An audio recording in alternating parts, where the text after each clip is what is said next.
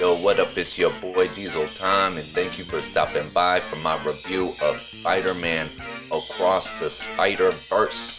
Oh boy, oh boy. Now, before I tear this movie to shreds, I want to start by saying that I did enjoy most of it.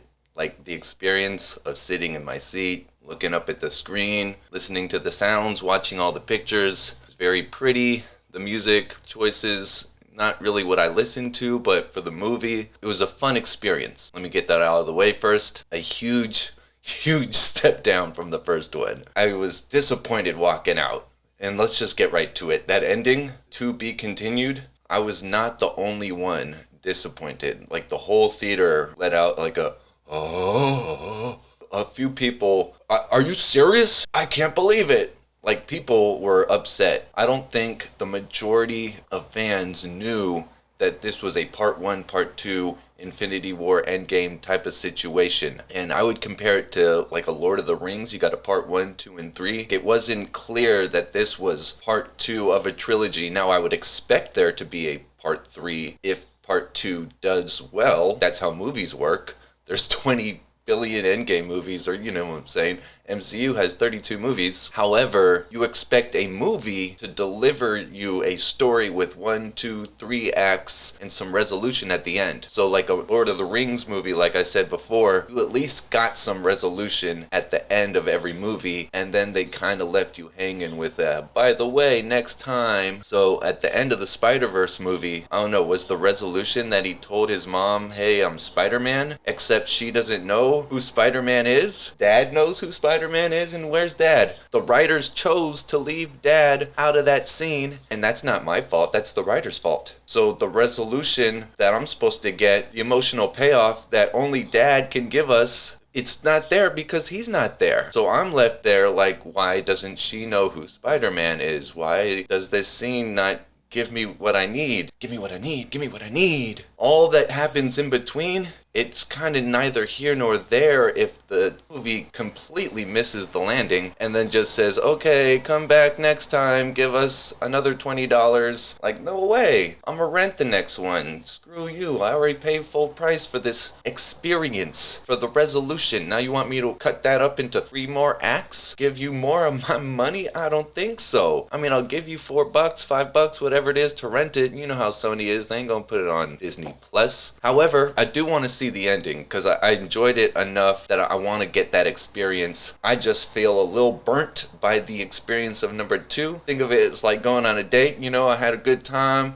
on the first one, and then the second date was just like, oh man, what happened to that person I met last time? Let's get into some of the movie a little bit. It was an interesting split between Miles and Gwen. Like, it was like a 40-60 split. It was awkward. I didn't feel like it worked.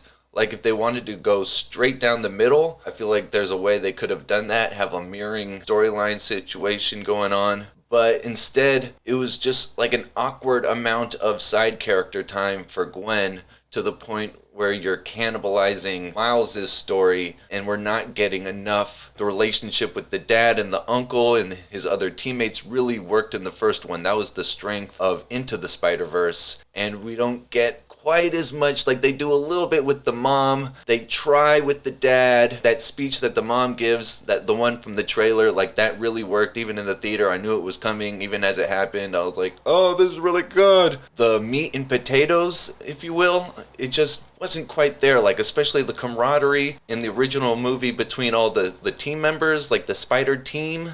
They're all working towards a common goal to get home, and they're glitching, so the time factor is there. The importance is creating the emotional impact for you to root for them. I just didn't quite feel the team dynamic this time around. I enjoyed the characters. Spider-Punk, Hobie, Jessica Drew as Spider-Woman, Gale Haro, Spider-Man 2099. All these characters, like, I wanted more of them, and I wanted to see more of that dynamic. You could have taken out some of these useless cameos. Anything that exists outside of this movie that they brought in as an Easter egg, a little fan service moment, I didn't care for. Especially the Donald Glover moment where he's live action. You're piggybacking off of another Easter egg, so you're banking on every fan in the theater knowing the reference and understanding the homecoming moment that he had the same name as the...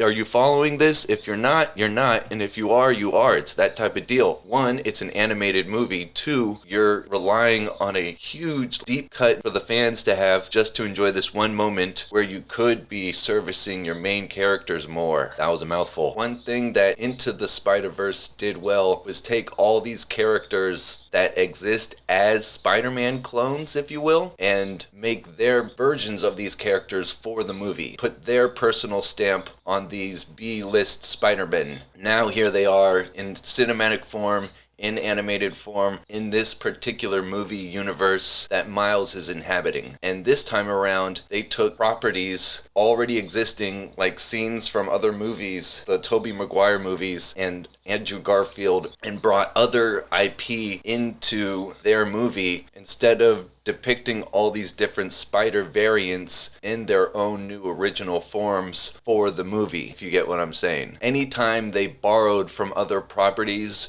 just to dangle little carrots and Easter eggs and fan service moments, it threw me out of the movie. It felt like it lacked creativity, and again, it was taking away time that they could have been developing Miles. And speaking of Miles, the whole character arc from part 1 is that anyone can wear the mask and he needs to find his confidence to be Spider-Man. And then we go back to the new one, Across the Spider-Verse, and he lacks all his confidence. Oh, he's so awkward still. Like, how did we get back to square one? And Umar Johnson put out his complaint about how, he can't have a black girlfriend, he's got to chase the white girl, when in fact Hollywood is so afraid of giving a black guy, or in this case half black character, a white girlfriend, or even a black girlfriend. To Umar's credit, Dr. Umar, sorry, to his credit, they don't give him the black girlfriend or even the white girl because he's so afraid to even make a move that Gwen is aware of the crush that he has on her, but also she's aware that he's never going to make an attempt, and so she can kind of keep him right there in her pocket like a little spider pet. Where's his confidence? I thought he was Spider-Man now. I didn't think the Spot was much of a villain going into this movie, and I didn't really think he was much of a villain coming out of this movie. Like, obviously they souped him up a bit. They powered him up for the intention of taking a B-list character that you wouldn't expect to be a big bad and representing him in a way that's like, oh, that's interesting. He's doing that multiverse power. Like, that's a cool attempt. But where was he this whole time? Like, they didn't give enough of him. They didn't give like his motivations properly. Like, you took everything from me. Well, what is everything? I was there the night that the Kingpin. Yeah, we know about the Kingpin. Like, they did that properly. They didn't quite show what he lost and what he hopes to gain, other than taking everything away from Spider-Man. So where Into the Spider-Verse gave us like a whole bunch of villains. Got Green Goblin, Dr. Octopus, Prowler, Kingpin, maybe even more if I'm not remembering. But this movie gives you just the Spot, who's not everyone's favorite Spider-Man villain, and they don't really even give you that much of him. They give you a splash of the Lizard, but that's like hardly even a taste. I could have gone for more villains the second time around, not less. And, not less desirable villains at that. So that's one last critique. I don't want to beat this movie to death. Like I said, I did enjoy watching it. I just left disappointed by the lack of resolution, the lack of climax. Just him being chased wasn't quite enough for me. But if you thought it was enough, if you enjoyed it, let me know. That's fine. Put your comments down below. I've been your boy Diesel Time. Thanks again for watching. Hit that like button, hit subscribe. I appreciate it all. Leave your comments down below. Appreciate that too. I'll get back to you when I get time. Oh boy, oh boy. Peace.